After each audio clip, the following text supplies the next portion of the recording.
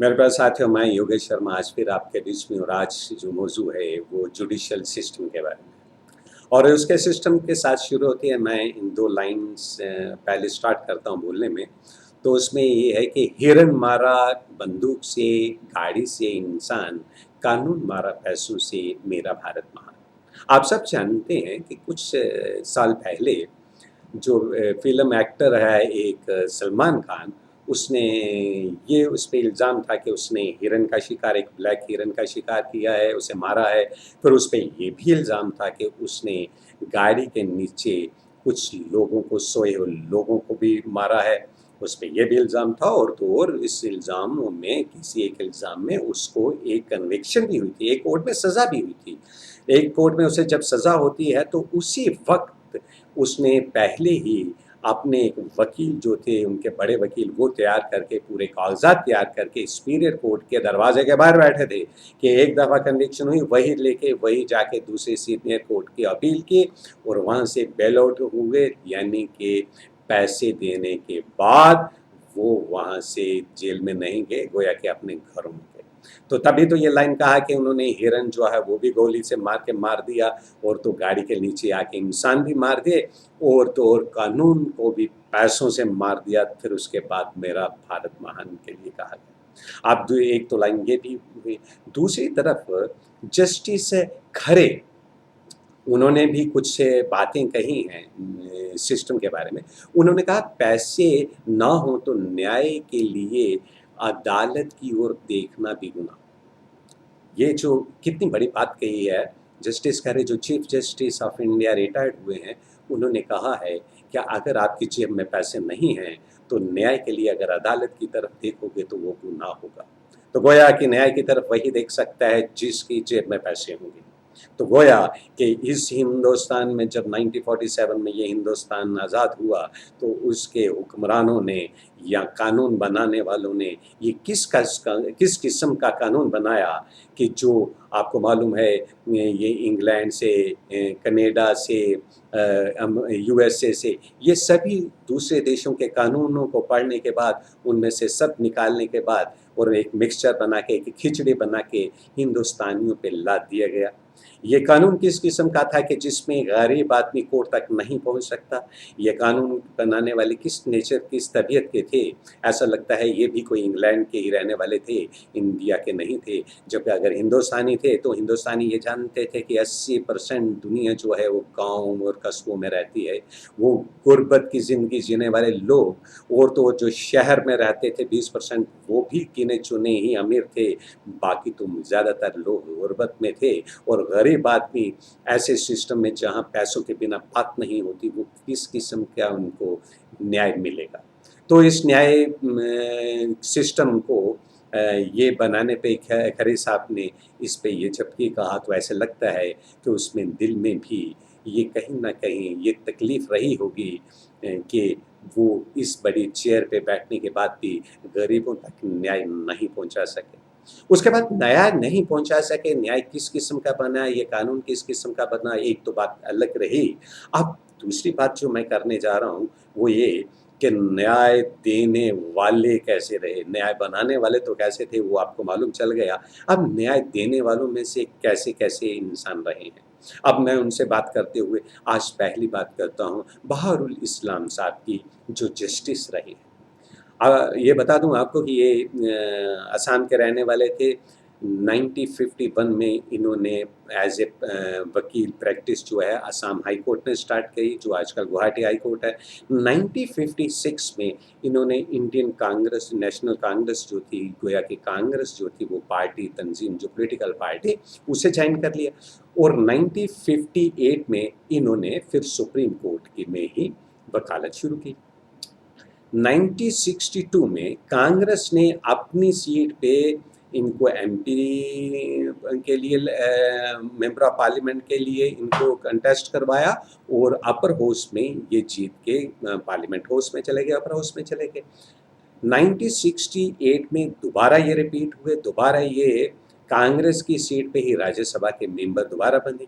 1972 में इन्होंने राज्यसभा से रिजाइन कर दिया, गोया कि वहाँ से इस्तीफा दे दिया। कारण ये कि कांग्रेस से कोई नाराज़गी थी या किसी और सिस्टम से नहीं था, चूँकि इसलिए उन्होंने रिजाइन दिया चूँकि इनको हाई कोर्ट का जज बना दिया गया था, यानी कि गुवाहाटी हाई कोर्ट का जज बना दिया गया था।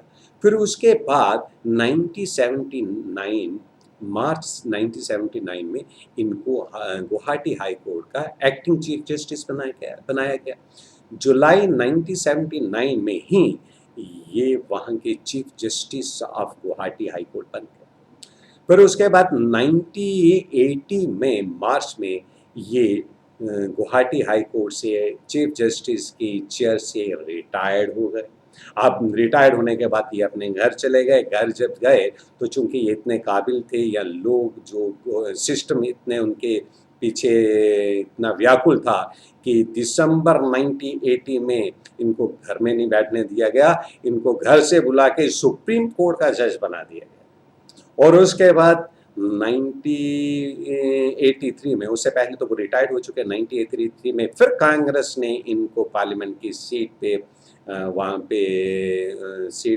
पे इनको इलेक्ट करवाना चाहा शाम से, लेकिन चूंकि वहाँ पे इलेक्शन जो थी वो पोस्टपोन हुई और 1984 में दोबारा इनको जो है पार्लियामेंट में बुलाया गया। अपर हाउस में एमपी बन के ये दोबारा वहाँ पे चले गोया कि वो जज जिन्होंने स्टार्ट ऐसे वकील किया और फिर कांग्रेस में सारी जिंदगी रहे, और उस कांग्रेस का फायदा ये रहा कि उसमें वो हाई कोर्ट के जज भी बनते रहे और सुप्रीम कोर्ट के जज भी बनते रहे। अब ये मालूम नहीं वो कोर्ट के जज थे या कांग्रेस के थे, ये बेहतर आप जाने जो सुन रहे हैं या देख रहे हैं। उसके बाद दूसरे जज की बात करते हैं, ये तो असम हाई कोर्ट की बात करते हैं या सुप्रीम कोर्ट की बात करें। अब हम लोग रियासत जम्मू कश्मीर की तरफ आते हैं और जम्मू कश्मीर में जस्टिस के में से एक का नाम लूँगा, मुफ्ती बाहुद्दीन फारूकी साहब के बारे में बात करूँगा। बाहुद्दीन फारूकी जो थे ये अनंतनाग डिस्ट्रिक्ट के रहने वाले थे और जब इन्होंने वकालत स्टार्ट की तो ये अनंतनाग डिस्ट्रिक्ट में लोअर कोर्ट्स में इन्होंने अपनी वकालत स्टार्ट की। और उसके बाद इन्होंने जो था जुडिशल पेपर पास किया। जुडिशल के बाद ये मुंसफ मैजिस्ट्रेट लग गए, गवर्नमेंट के एक मुंसफ मैजिस्ट्रेट बन गए। फिर उसके बाद जब ड्यूटी के सर्विस के दौरान ये लॉ सेक्रेटरी स्टेट डिपार्टमेंट के भी रहे और उसके बाद ये प्रिंसिपल सेशन जज श्रीनगर में भी पोस्टेड रहे। पर 1971 में ये एलिवेट हुए और हाई कोर्ट के जज बन गए। जब हाई कोर्ट के जज जम्मू कश्मीर के बन गए तो 1970 के बाद बनने के बाद 1983 में ये chief justice of Jammu high court में बन गए, Jammu and Kashmir high court के बन गए। आपको मालूम है इनकी सबसे जो ड्यूरिंग इनकी सर्विस में जो बिल जो इन्होंने जो सबसे बड़ी इनकी जो हाई कोर्ट में जजमेंट जो आई थी उनमें से सबसे बड़ा था जो इन्होंने एंटी डिफेक्शन पास किया था। हिंदुस्तान में किसी भी कोर्ट ने एंटी डिफेक्शन पास नहीं किया था, जम्मू कश्मीर की हाई कोर्ट में ही एंटी डिफेक्शन पास हुआ।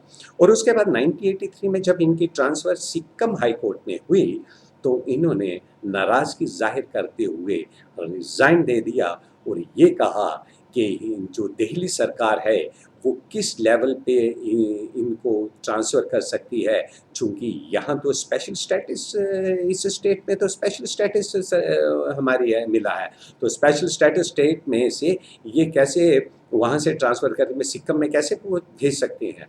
तो जब को इनसे कोई पूछे कि इनका अपॉइंटमेंट जो था वो किसने किया था, क्या वो दिल्ली सरकार ने इनका जो हाई कोर्ट का जो ऑर्डर नहीं दिया था, ये वारंट वहाँ से प्रेसिडेंट से नहीं निकला था, जब चीफ जस्टिस बने तब वहाँ से प्रेसिडेंट का वारंट नहीं निकला था, तो जब लगाने वाले जो थे जब वो ट्रांसफ़र करने वाले थे तो इनको ये ऑब्जेक्शन हुई थी।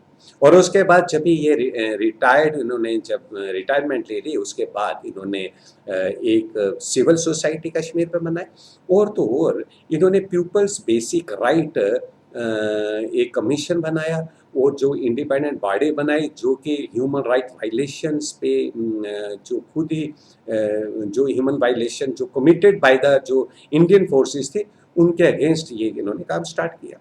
और वायलेशंस में इन्होंने क्या सबसे बड़ी आपको बताऊं ये क्या रहा कि आपको पता है कुपवाड़ा में पोसपुरा में इन्होंने एक दफ़ा 53 लेडीज़ जो थी, औरतें जो थी, उनके बयानात रिकॉर्ड किए, उनकी स्टेटमेंट रिकॉर्ड की, और रिकॉर्ड स्टेटमेंट पे ये एलिगेशन लगाया कि इनके साथ फौज ने मास रेप किया है।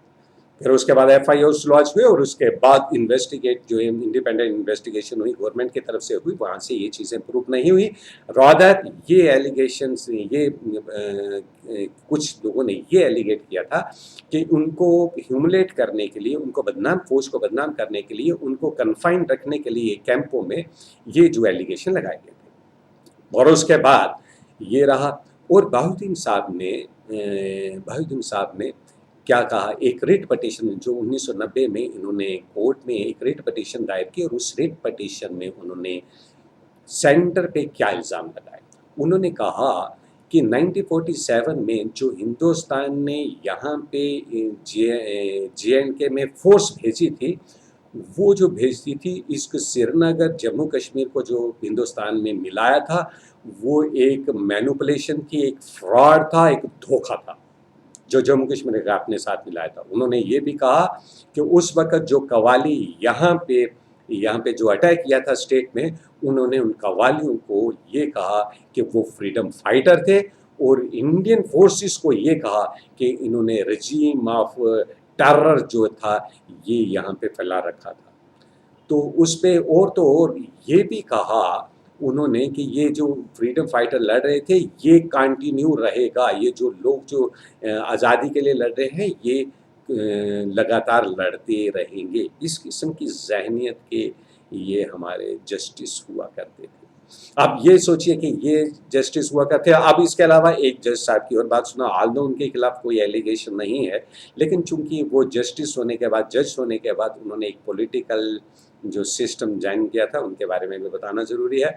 वो हुसैन मसूदी साहब हैं, इस रियासत जम्मू कश्मीर के हाई कोर्ट के जज रहे हैं, और आपको मालूम है 2015 में उन्होंने एक रिट पटिशन में जो आर्टिकल 370 जिसको वो टेम्परेरी सभी कहते थे, टेम्परेरी, उसको रूल आउट किया था, और उन्होंने ये कहा था ये एक परमानेंट स्टेटस है 370 के बारे में। और उसके बाद जब रिटायर्ड हुए तो 2019 में नेशनल कॉन्फ्रेंस की टिकट पे अनंतनाग से उन्होंने कंटेस्ट किया था, और कंटेस्ट करने के बाद वो पार्लियामेंट मेंबर बने हैं। और पार्लियामेंट मेंबर में जब 317 और 35 को एब्रोगेट करने के लिए जब बिल लाया गया था, तो इन्होंने काफ़ी उसका विरोध किया था, चूँकि पार्लियामेंट में हर मेंबर को ये राइट है वो उसके हक में या उसके खिलाफ बोले। लेकिन जब 2/3 मेजॉरिटी से वो बिल कानून बन चुका, तो उसके बावजूद भी मसूदी साहब को पार्लियामेंट पे यकीन ख़त्म हो चुका था। पार्लियामेंट के कानून बनाने के अगेंस्ट ही उस केस को लेके वो सुप्रीम कोर्ट में चले गए। तो इस ज़हनियत की सोच के अगर जस्टिस हमारे रहे हैं, जो कि आप सभी जानते हैं कि पब्लिक जो है, जब कोर्ट्स में सब कुछ पैसा खर्च करने के बाद वो इसलिए वहाँ पे पहुँचती है कि उसे इंसाफ मिले, और इंसाफ के देने वाले चेयर पे अगर कोई पॉलिटिकल एजेंडे पे काम कर रहा जस्टिस हो, तो उसे इंसाफ की तवक्का कैसे हो सकती है। मेरा बस इतना कहना है, बाकी आप डिसाइड करें आपको कैसा वीडियो लगा। अगर पसंद आए तो लाइक करें, सब्सक्राइब करें, और दूसरे वीडियो का इंतज़ार करें। एक फिर नई वीडियो लेके आऊँगा, तब तक एक ही बात कहूँगा, जय माता दी।